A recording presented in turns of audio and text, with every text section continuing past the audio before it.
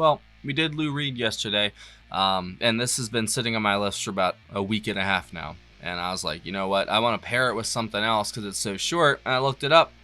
David Bowie's covered this thing like 20 times, like literally 5 different albums, 5 different versions. There's live ones. So I just picked one from the Spiders from Mars motion picture. I guess Tony Visconti produced it.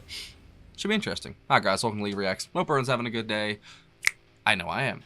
We are back with the Velvet Underground and David Bowie. White Light, White Heat. Apparently this is a very influential song, I guess, in punk, you know? I know that somebody said that this was during the psychedelic craze, basically, and that it's pretty the opposite of that in a way. I guess that's what they said in their comment when they requested this. So I'm very interested to check that out and just kind of, you know, contrast it with the David Bowie one. So let's go. If y'all want to subscribe to help brother out, click that icon right below my face. I'd really appreciate it. This is a request from our patron, John. And he's got one more we're going to do, I think, next week. It's not Velvet Underground, though. But thank you for your support. I appreciate you, my friend. And let's go. White Light, White Heat, Velvet Underground. 3, 2, 1, go. White light going with the fine line. Hell so long gonna make me go blind. Oh, white heat, it tickle me down to my toes. Ooh, have mercy, while I have it through his nose. 1968. On my brain. Oh, white light is gonna drive me insane. Oh, white heat, it tickle me down to my toes. Oh, white light, I said now, goodness knows, do it. I surely do love watch that stuff tip itself in.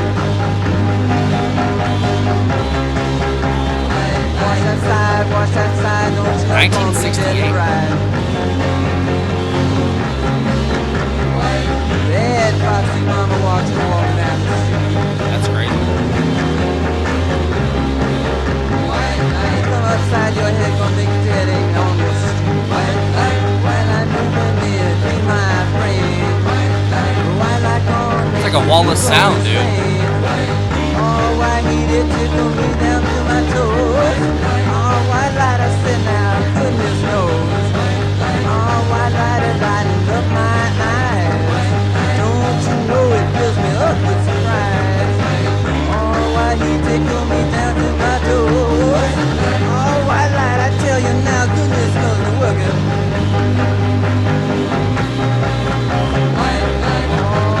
Oh, that guitar is ridiculous, bro. Watch that sweet thing, it's gonna go and make it every Bass. oh, split a motor, and front gonna kill a motor.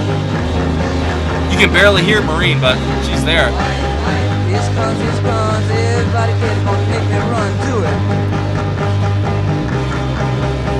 Yes.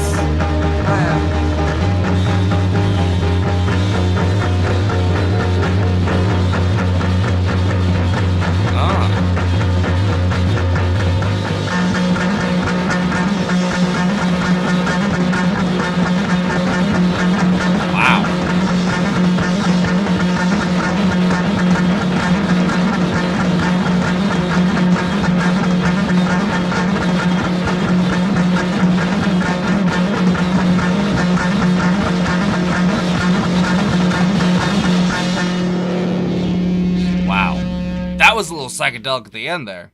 Holy shit. Alright, David Bowie's turn.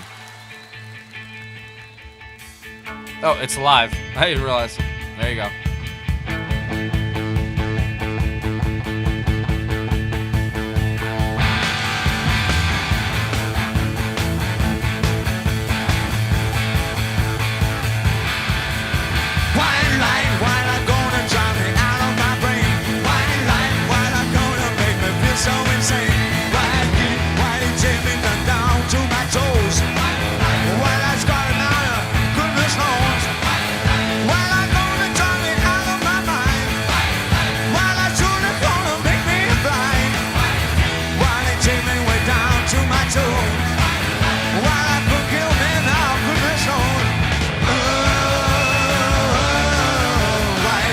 Oh, that is good.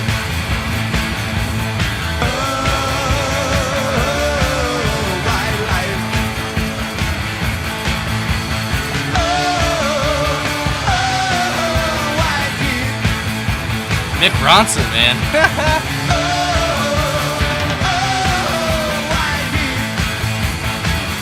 The drums are way better in this one.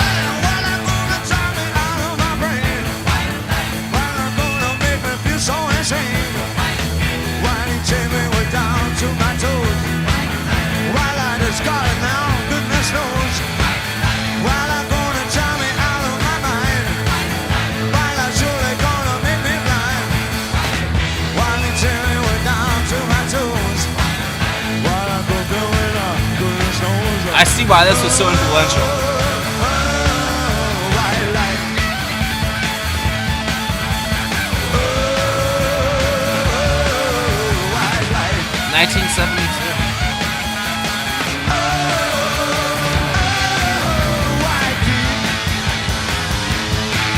It was released in 1983, recorded 1973.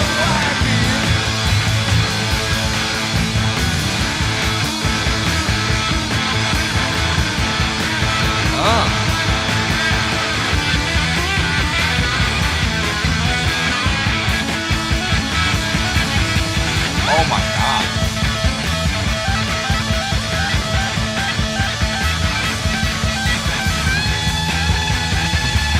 Yes.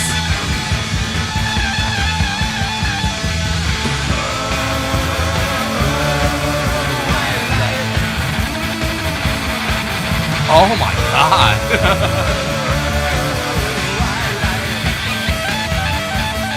Mick is showing off, bro.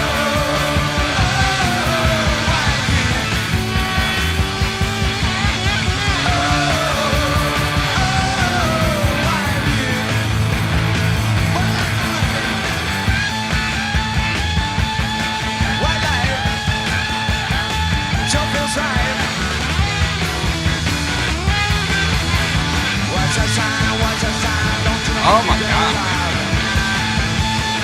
Woodmansey is killing it, bro. Here she comes. Here she comes. Man.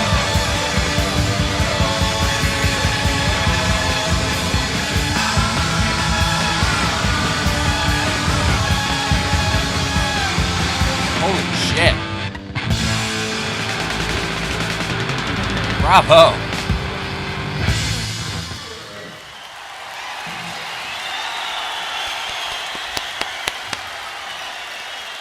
That was a cover, bro. Holy shit. They turned that motherfucker up to 11. That's crazy. I am so amped up right now. Man, both of those were great. I really, the only thing they had like an extra 2 minutes in the cover though too, to kind of, you know, for that wailing there at the end by Mick Ronson. Oh my God, man, that was amazing. He kind of turned it on for that song, but I mean that's just Mick Ronson just in general, bro. So for that one, it was the Spiders from Mars basically. So David Bowie, Mick Ronson, Trevor Bolder, Mick Woodmansey, Mike Garson, but I didn't hear any saxophones or anything like that. So yeah, that was just the Spiders from Mars basically. That was on the live album Ziggy Stardust, the motion picture. It was recorded in July of 1973 at the Hammersmith in London. The whole thing was, really? And the single was White Light, White Heat too. That's pretty cool.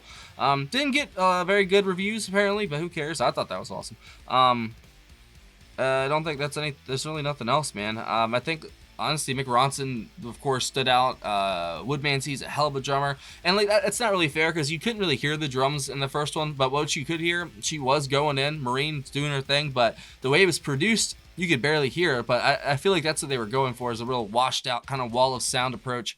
And it sounded so cool, bro. Especially, they probably wrote that in like 67, you know what I'm saying? That does not sound like anything from that era. Like 100%. I mean, yeah, no, there's really, from what I've heard and what I can remember at the very moment, nothing sounds like that from that era. So hats off to them. I don't know what year Heroin came out. Heroin is sort of, no, it kind of has a little bit of similar aspects, but not 100% though. But they're very unique for that time period anyway. They were so ahead of their time that people weren't even like, people like David Bowie, like that was like his favorite band, I think, or like one of them at least, you know, then I mean, you got yourself a real band there. But I feel like were they like not appreciated in the moment, and then they like were they like a cult following kind of band? See, I don't know. Like, I've listened to them on here, but I don't know the full like their trajectory from like how big they got. Like, I know that the original lineup didn't last. I mean, it lasted for a few albums, I think, but not too many. But let's see what we got for. Let's see. White Light, White Heat for them. Lou Reed on vocals, lead guitar, piano. John Cale vocals, electric viola, the Vox Continental, bass, and medical sound effects. Sterling Morrison on guitar, bass, vocals, medical sound effects. And then Maureen Tucker on drums. And that was, what track was that? That was the first track on the album. It was also the of course the title track for the album, White Light, White Heat, 1968. The single was released actually in 1967. This album includes lyrically transgressive themes like their debut, exploring topics such as sex, amphetamines, and drag queens. Reed was inspired by a variety of authors, including William S. Burroughs and Alice Bailey, and the lyrics create a cast of characters such as in The Gift, but we didn't listen to that. I guess Andy Warhol conceived the album's cover art, but he's not credited for it. White Light, White Heat was recorded quickly and modeled after the band's live sound and techniques of improv, since they had often played loud with new equipment from an endorsement deal with Vox. However, the final product was compressed and distorted. Most members were dissatisfied with the final product, and it was followed with the less experimental The Velvet Underground the following year. Cale would leave the band later in '68. The distortion level became a prototype for punk rock, shoegaze, and noise rock. And there's a 17-minute track called Sister Ray. What? 17 minutes? Bro, I'm in there. We got to do that. Guys, we got to get on that one. I'm down for that. So yeah, I'd say that the songwriting itself, like, it's very ahead of its time. But that's, you know, that's what you get with Lou Reed, John Cale. I mean, this original, like what we call it, like the Mark 1 lineup, I guess that's what it would be. It's so good, man. And it's so weird how they're themselves, but they're so different. And all the different little songs I've heard from this era, they all have a different sound, but the same approach in a way. It's almost like they were true artists. You know what I'm saying? They weren't just musicians. They had a whole, like, their whole existence as that band and those people. It seemed like they were very just creative, artistic people that might have been a little too early. You know what I'm saying? But there always has to be the ones that walk so others can run, and they're huge today. You know, people know who they are. Probably not as many as they should, but they still get probably, if not more, but the same amount of recognition as they did back then, hopefully, because they are the progenitors of so many genres and different styles and stuff like that. I mean, they inspired David Bowie in a way, you know what I'm saying? Like, they've had their fingerprints all over, it seems like, music in general, you know? From punk to rock, even the stuff they did is like the art rock stuff I've heard. It's very interesting. They've covered a lot of different bases, but they're all great bases. I said that in Discord the other day, and it's true. That covers that too. If I had to pick between the two, that's kind of hard. I wouldn't be able to pick between the two because I really like the David Bowie one, but I like the Velvet Underground one a lot for different reasons. I think the live one, obviously, they had more time and more production and stuff like that, and the members themselves were dissatisfied with the production on that track, so I'm not gonna knock them for that. That's not their fault. But the song, it was there. You know what I'm saying? Even if it was a little buried, that was a golden song, and it shined through no matter what.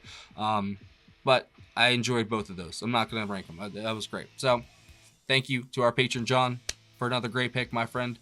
You always got him. You really do. He brings the heat every time. Most of the patrons do. I'm not going to lie. You guys know your stuff. And tip of the cap. Thank you so much for all that you do. I appreciate it. I really do. If I had to pick a standout from both, the bass and the guitar in the first one, like the distortion was crazy. I absolutely love that. And then in the second one, I loved Wood Mancey's drums and Mick Ronson just absolutely going bananas, bro. And the only way that Mick Ronson does, man, no matter what, if he is on a song, he makes that song better. No matter what. And I love it.